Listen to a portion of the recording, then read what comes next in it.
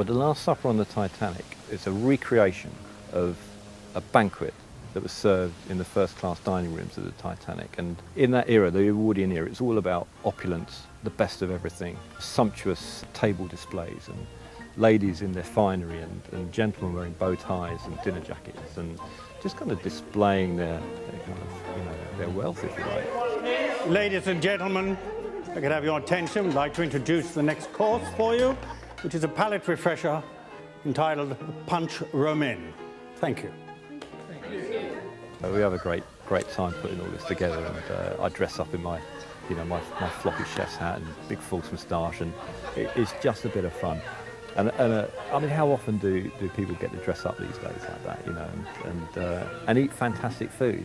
I mean, the food we do, although we only do the 5 courses out of the 10 that was actually served on board that night, it's a fairly honest recreation of the dishes. Okay, gang.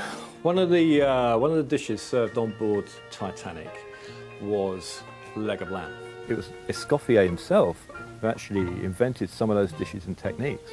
So there's a lot of heritage involved, but it's fun.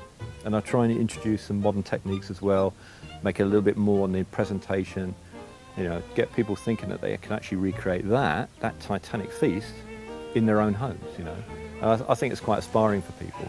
We certainly have a good giggle. Ladies and gentlemen, good evening, and welcome to the first-class restaurant on RMS Titanic on her maiden voyage. It gives me great pleasure to read for you now your menu for this evening. Your first course will be a foie gras poêle on a crouton with onion marmalade and a glass of chilled sweet Montbazillac, accompanied by quail's eggs Benedict and smoked Dordogne duck breast. Your main course will be a succulent roast leg of French lamb, minted pea puree, pomme dauphinoise, with a minted lamb jus. And of course, ladies and gentlemen, you will be cooking all of this yourselves.